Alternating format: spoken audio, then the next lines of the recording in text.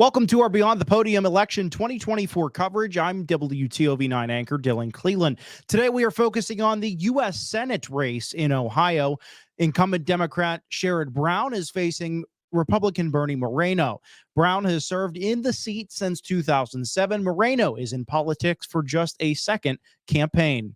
Here's more from my one-on-one with Democrat Sherrod Brown. Senator Brown, thank you so much for sitting down with us. It's good to be with Channel 9. All right. Good to have you back in Steubenville. Thank you. It's been a contentious election cycle with a lot of impactful races, obviously, across the country. Federally, your race being one of those. What have you done to keep the focus on the voter? Well, my whole career, I think in this state, clearly I've won over the years because people know I'll stand up to interest groups. You know, just north of here, it was what the railroads did to that community. Because they weakened their safety rules and they rewarded their executives with stock options. And look what they did to the community. It's taking on the drug companies, and we're able to lower the cost of insulin to $35 a month for seniors and $200 a year. Out-of-pocket payments, it was out-of-pocket costs. We were able to fix a pension of 100,000 union workers. And if you keep focused and willing to stand up to interest groups like that, you can be successful. So that's how I've run. I mean, I really run an 88 county Senate office, and I run an 88 county campaign this year. And you talked about a couple of those issues, but what do you hear from voters when you're out, things that are affecting them the most right now? Well, voters are affected. They're feeling high costs at the grocery store.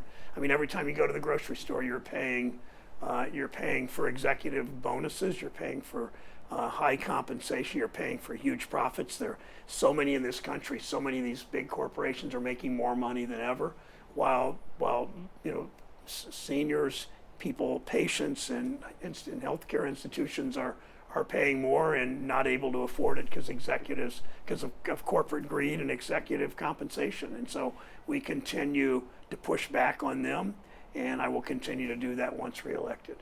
One group that had a difficult summer was the farmers. The drought obviously affecting a lot in this area of Ohio, but across the Buckeye State. What have you done to try and help them during this time where they're struggling to just keep going?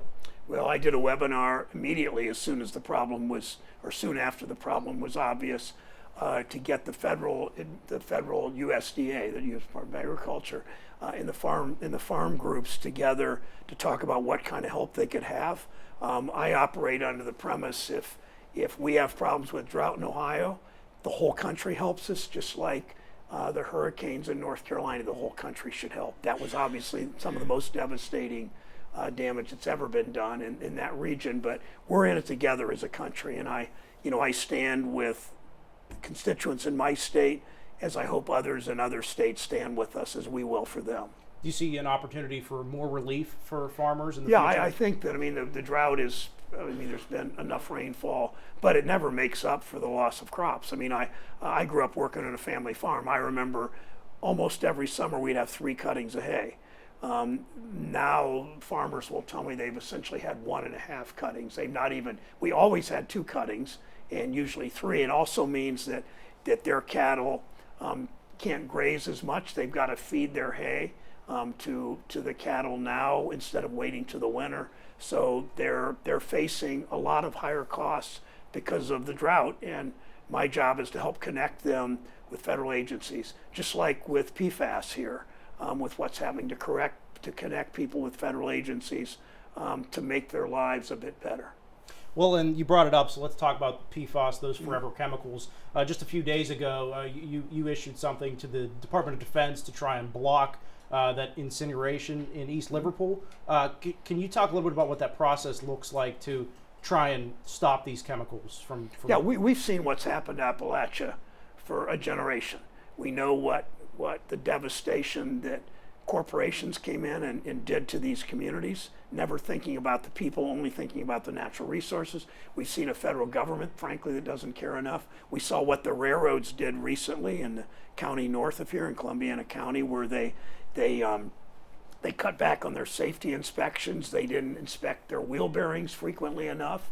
They laid off 1/3 of their workforce. So the stock price would go up and their corporate leaders would get huge stock buybacks and big dividends. And look what happened. And so we've got to keep them accountable. I will always, whether it's the federal government or corporate interests that do damage to these communities, I will always be on the side of these communities. People in Jefferson and Belmont and Harrison and Monroe counties know that. Let's talk about Roe versus Wade, obviously overturned in 22, and then Ohioans voted how they did last year.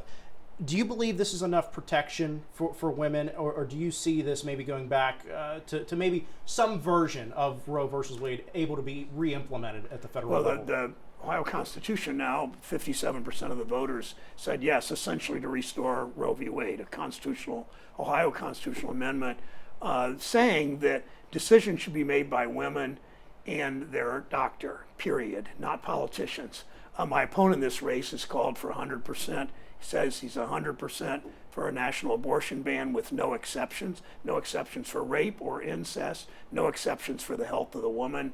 That's just wrong, and I think it's clear that overwhelming majority of Ohioans say that's wrong, and I will make that contrast. I want women to make the choices. He thinks big government should make the choice.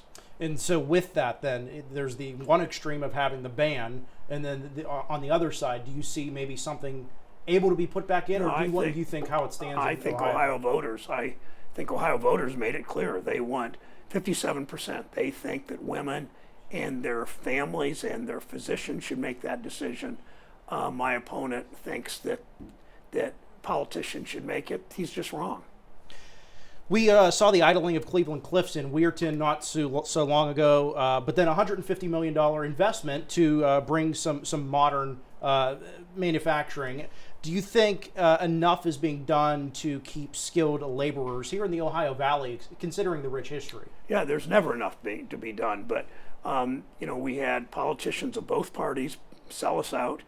We had corporate interest passing trade agreements that sent jobs out of the Ohio Valley, out of Weirton, out of Steubenville, out of Belmont County, sending those jobs overseas. I've always opposed that. I'll always stand with these workers. We're able to get the transformer rule changed in the federal government, so these transformers could be made in Weirton. After that closing, 600 people are back at work. Probably half of them live in Jefferson and Monroe and Belmont counties. Probably half of them live in West Virginia. I don't really care where they live because I want these jobs back. 600 union jobs, Cleveland Cliffs, back in Weirton. I'll keep fighting for more. And you have fought for unions throughout your entire career, but this year feels a little bit different. It seems like unions are a little bit more split on maybe who they want to support and for whatever reason. What is your message to skilled laborers who are going to the polls this November? Unions overwhelmingly support me. I don't believe there's a union endorsement that went to my opponent, so they aren't split at all. Because when you love this country, you fight for the people who make it work. And I don't see politics as left or right. I really see politics as whose side are you on. And I'm on the side of workers, union workers, but non-union workers too. That's my career. That's why over $200 million is being spent to defeat me. Because if you stand up to the drug companies and you stand up to executives, corporate executives who are, to them, it's only about their compensation, not about workers. They're going to take me on, and I'm going to win because there are a lot more of people on my side than there are the billionaires. All right, we do have to go. Okay. Got what we need? All right. Thank Sounds you. good. Good to see you. Thank you. Thanks.